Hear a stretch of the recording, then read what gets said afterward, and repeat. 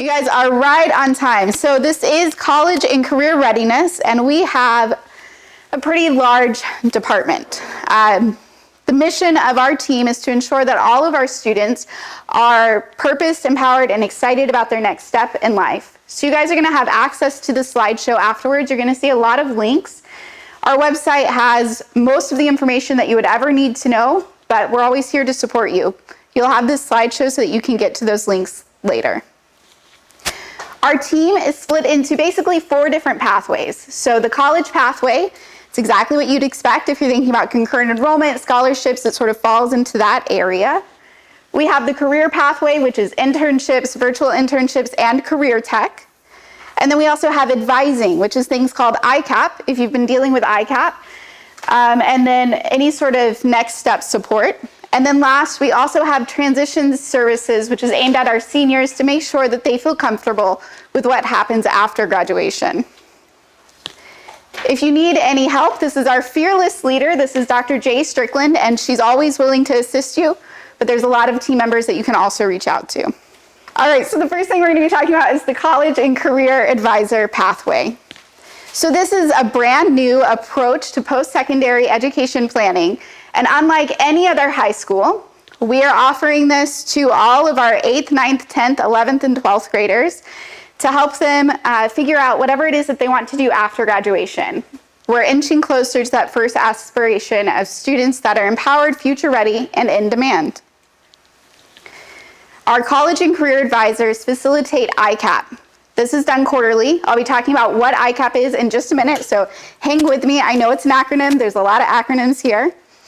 We also help with post-secondary opportunity and next step courses. So if you see this verbiage, it's used a lot. 9th and 10th grade, it's called a post-secondary opportunity. Once you hit 11th and 12th grade, that changes to next step. So these terms, they feel interchangeable, but it's based off of grade level, which one we're using whenever we're talking about these things.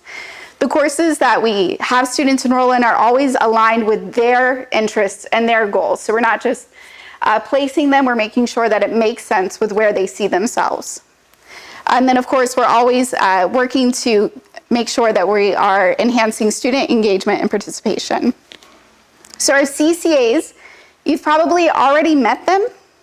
You should have gotten emails at this point from your CCA.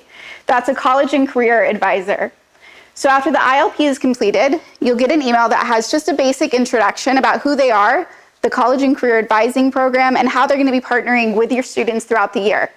There are 4 different quarters that they will meet with your student. So we are in the first quarter of the ICAP process. Our CCAs are located everywhere. They are truly all over the state because we wanted something that was a bit more localized. There are things happening in your community that it's hard for somebody that lives on the other side of the state to know about. So that's why our CCAs are located everywhere. Our CCAs serve students that are on IEPs, and they also serve students in treatment facilities. At this point, they don't serve OAP students because there's no ICAP needed for these students. But if you would like that, you can request that from Brandy Cochran, and you'll meet her in just a second. That's her. So if you have any questions about that, please feel free to reach out. Okay, so I kept saying ICAP, ICAP, ICAP, Individual Career Academic Plan. That's what that stands for. So 8th through 12th grade students complete these activities. The CCAs meet with them via Zoom or in person, sometimes at libraries, to make sure that your students are taking this seriously. The cool thing about the ICAP is it's finding out more about your student and directing them to careers that maybe they never heard about before.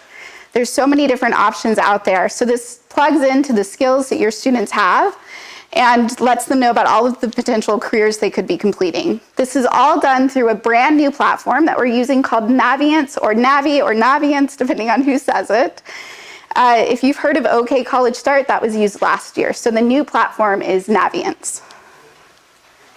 Naviance is that platform, and this is what you're going to complete all of your ICAP activities through. To get there, students log in through Clever. The benefit of logging in through Clever is that it's single-step sign-on, so they don't have to memorize another username, another password. Just go through Clever. Teachers do not have Naviance logins, but they are informed regularly about where their students are at with the ICAP completion process. So teachers are very looped into the process. So this is a student-driven and adult-supported process that actively engages students over the course of their high school journey. It allows them to understand their interests, their strengths, create a vision for the future, develop those individualized goals, and prepare a personal plan for achieving that vision. It is both a process and a product. It's a process because they're taking these steps to make this happen. They're engaging with the platform, which is really exciting. It's not just prescriptive. They are changing the algorithm based off of how they interact with the system. But it's also a product because it's housed within that platform called Navi. These ICAPs are maintained for students' academic career and personal advancement. There is a service learning and community service requirement that's part of the ICAP process, so I just want to loop you guys into it. It is a minimum of 3 hours to be documented in the online ICAP to meet those State Department of Education guidelines. This is an overview of all of the activities. So there's a lot of interesting things that happen, but what I want you to know from looking at this, I'm not going to go through each one, don't worry, but your CCAs can. So if there's anything on here that you want more information about, your CCA will elaborate on it. The biggest takeaway is a lot of that went into which grade, which quarter. So whenever your 8th grader is doing that, this very first quarter, it's because they thought this is what an 8th grader would really need to know in the beginning of their 8th grade year. So there's a lot of that given to these activities and when they're placed throughout the academic year. If you have any questions about this, please contact your CCA directly because they are a wealth of information.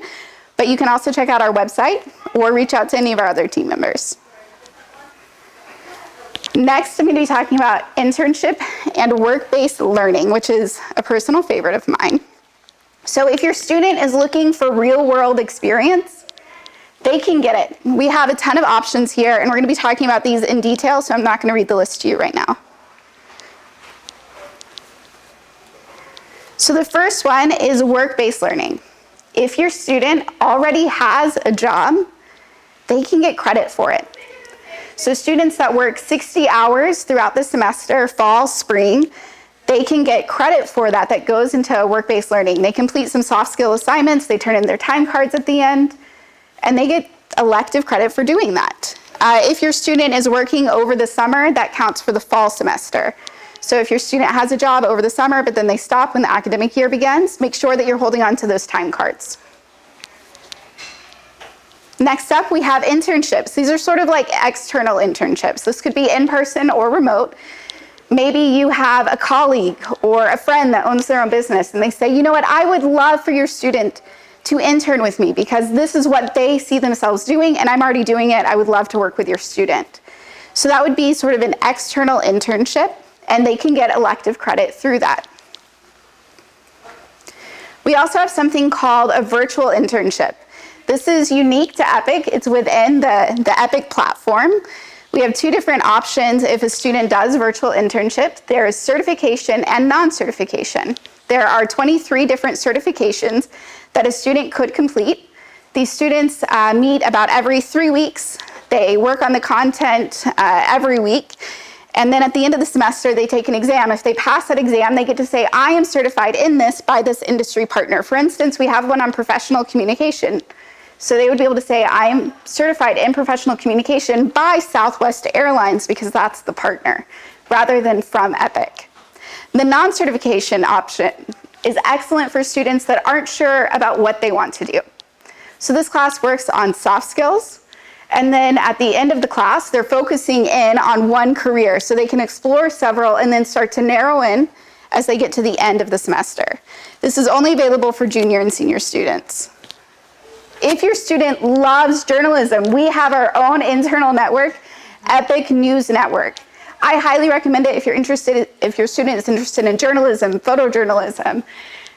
They have real news production experience. They're working with really renowned experts, so I encourage you, if they're interested in this at all, they can do this, I believe, starting in the 9th grade.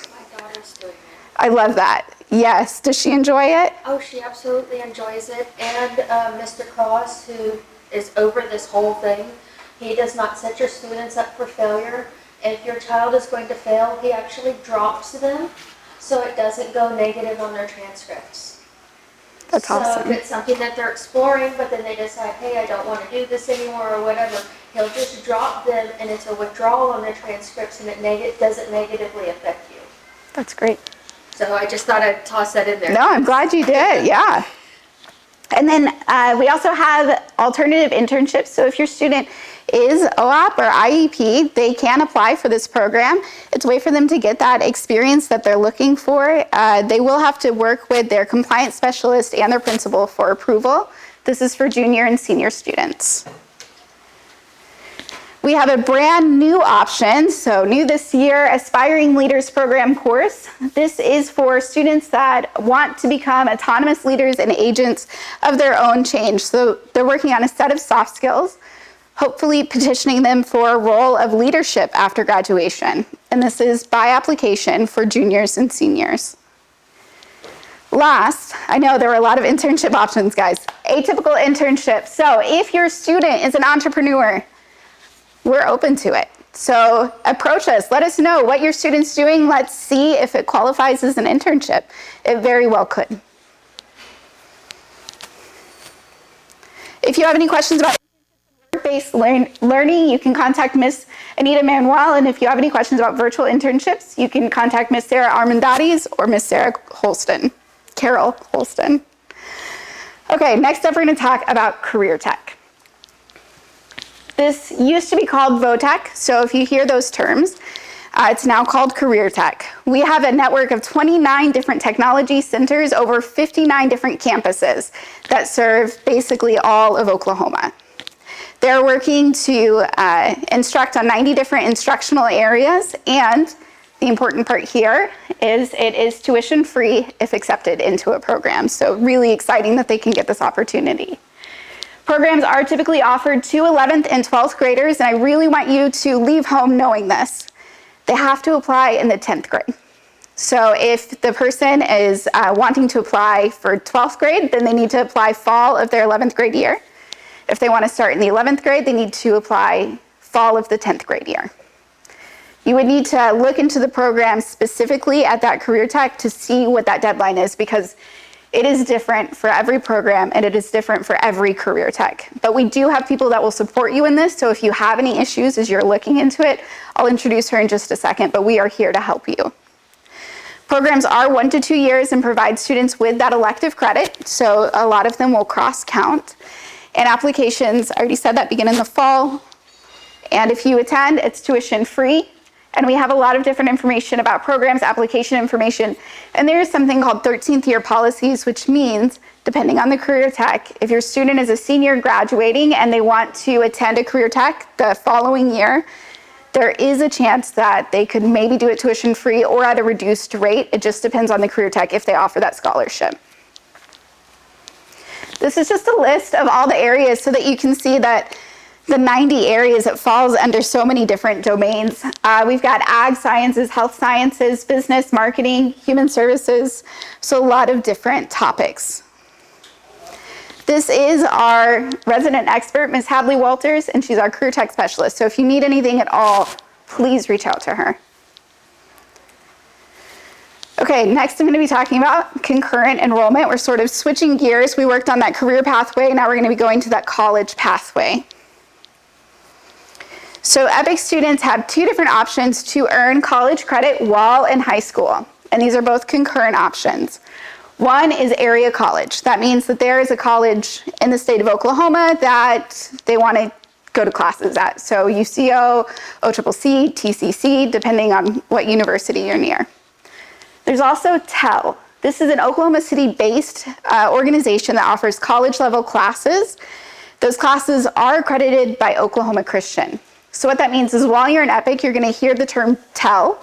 And if your student takes a TEL class, that will count as college-level credit from Oklahoma Christian. So the classes are offered through TEL through a partnership with Oklahoma Christian. This gives you an overview of the different grade levels, which options they can take. So they can start as early as 9th and 10th, which is rare. That's mostly an EPIC thing. But that's through an ORU Advantage concurrent enrollment. So they would only be taking those classes online from Oral Roberts University. They could do it potentially through TEL or through the ECA program, which I will explain in detail in a second. In the 11th grade, they have a few more options. We have an OSU OKC +1 program, a TCC +1 program, which is basically if they start a +1 program, they would be graduating with 1 year of college credit underneath their belts. And then we also have the TEL +1 program, or you can be doing normal concurrent enrollment starting your 11th and 12th grade, which is where you just take one class at that local university. And your GSS would also know which credits transfer. So with TEL, they only need to meet one of the following. So a high school GPA 3.0 or above, an ACT of 19, a PSAT of 990, or this last one, which I think is really important. Doing well in the EPIC model with good attendance and engagement and a desire to attend college. So if your student has had a hard time, we understand that. So if they meet just that last one, but their teacher recommends them and they have that passion and that drive, I mean, that says a lot. They can definitely still succeed in this program. So any of those 4 requirements. The other option is area college. With area college, the guidelines just depend on the institution. So these are the general guidelines, but it may be different at the school that you are looking at. So we'd have to look into that school specifically. Looking at Learning Fund. Students can use their Learning Fund to enroll in TEL. If the Learning Fund is exhausted, students do then have to pay out of pocket for that TEL course. There are no books because all the resources are online. Yes, excellent. With area college, there's a very specific step process. So if you decide to do that, we'll work with you to get you through all of those steps. The big thing about this one is that we are not allowed to make any reimbursements. So this is sort of an overview comparing the two, but I've talked about all of them. Again, you're going to have access to this information later in case you decide to dig in a little bit more. If you have any questions about concurrent enrollment, you can contact the College Pathways Director, Ms. Shannon Starr. If you have any questions specifically about TEL concurrent enrollment, then you can contact Ms. Elizabeth Walsh. Okay, so I talked very briefly about ECA. That's EPIC Collegiate Academy. So EPIC students have this unique opportunity to get college in the 9th or the 10th grade through either an ECA associate's degree or an ECA +1. Students that do the associate's degree, whenever they graduate, they earn an Associates of Science from Oklahoma Christian University. This is 62 college credits, and it's worth $60,000. So it is a huge financial blessing if you decide to go this route. It does have a heavy class load, though, which can be really hard on students. It does require summer classes, but it is an excellent option. If that feels like a lot, we also have ECA +1. They can earn 1 year of college while in high school. It's 32 college credits, and it's worth over $30,000, but it's a little bit of a slower class load. So it's a little bit, it may be more manageable. If you have any questions about EPIC Collegiate Academy, either that full ECA or that +1 program, you can contact Miss Angie Lee. She helps all of our families in this program. Next up, we do have advanced placement classes. You may know them as AP classes. If you have any questions about this, you can contact Miss Felicia Harrell. The AP classes are a way to earn college credit. You take the class through high school, you take an exam at the end of it, and based off of your score on that exam, that would award you potentially credit in college. Okay, college planning. This sort of splits into 3 different pods: admission, financial aid, and scholarships. We have someone on our team that helps directly all students that need help with this. We have a lot of in-person and virtual events. We have on-campus college visits, FAFSA sessions, scholarship sessions, and a college application week. We help with college admissions, so if that's something that your student needs help filling out that form, we're happy to help with that. The big thing here is FAFSA. Can you raise your hand if you've heard of it? Yes. Love it. Okay. So this is the free application for federal student aid, and we really do want to see anybody that's looking at college or career tech to complete it. It can feel overwhelming, this form, but we have people here to support you as you're filling it out and going through it. It is completed during the student's senior year and then each year after while they're enrolled in college, and that's what determines your aid eligibility. So if they're interested in college, they definitely have to fill it out. If they're interested in career tech, it may help them if there's not a tuition waiver at that institution. There's also Oklahoma's Promise. Love this one. And this is income-based. It's for qualified Oklahoma students to earn a tuition scholarship. This will cover a big amount for them. Students apply during their 8th, 9th, 10th, or 11th grade year, and they reside in Oklahoma. We highly encourage all families to apply for this, even if in your mind you think, well, I don't meet that threshold. Circumstances change, life happens. There's a lot of things that we can't predict, and having that application in could be very helpful for you down the line. So I encourage you to do that. Last, we of course will help with scholarships. We have a great database that we are constantly refreshing. There are also scholarships found in Navient, which is where we're doing our ICAPs. So a lot of ways that we can try and help with funding for school. If you have any questions about college planning, this is Miss Brianna Strickler, and she'd be happy to help you with it. All right, last pathway we're going to be talking about today is transition services. This is a brand new program here at EPIC. We meet with seniors who feel undecided or unplanned about their futures. I've actually found there's 3 different areas. We have students that they don't know, right? It's hard. May comes, they don't know how to answer that question. Or we have students that are like, it's this or this. I know that I'm doing it, it's one or the other. Or we have students that know, they say, I'm going to do this, but they don't know the steps to get there. So if your student falls into any of those areas, we want to make sure that we get them there. So that goes back to that first aspiration. We don't want any student to graduate EPIC feeling lost or confused about what happens after high school. So we serve all students that are graduating in the near future. We also serve our alum, always trying to bring them back, get them excited and talking to our EPIC students about what they're doing. If you need any help to connect with us, I've got a linked Google form you can use, or you can just email me because I don't think I introduced myself. My name is Nicole Brown, and I'm the transition specialist, so happy to help you guys with that. This is sort of a list of all of the specialists that I've mentioned. It doesn't have your amazing CCAs on it because there's such a big team, but you can also reach out to your CCA or any of the specialists directly. And then if you want to know what's happening, hopefully you're already getting our amazing bi-weekly newsletter. We do refresh that content regularly to make sure that you are staying up to date. And we do have a calendar on our website. And then last but not least, I think, is our upcoming events. So September 14th, if there's anything tonight, you leave and you think, I really wish she would have said this, or I would have asked about that, you can always contact anyone, or you can come to the support night. We have staff there willing to answer any questions that you might have. We also have a college, career, and military fair. We bring in all local colleges, career techs from all over the state. These are the 4 different areas that we're going to be hosting them in. I encourage you guys to come and check it out. Bring your students. And then near and dear to my heart, we have the Future Ready Employee Fair. This is brand new for EPIC. We're going to be inviting potential employers to meet EPIC students. So we want our EPIC seniors to come with their resumes in hand, ready to talk to someone about their dream jobs. So that's going to be in Tulsa and Oklahoma City.